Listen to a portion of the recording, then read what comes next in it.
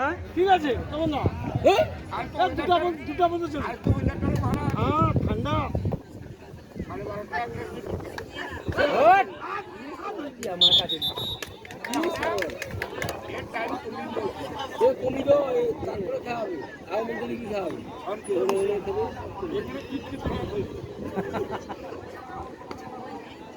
তবে একটা কথা বন্ধু তোমার ক্লাবে একটা ভুল আছে ট্যাক্সি প্রচার করতে প্রচুর লোক ধরি বাদ করে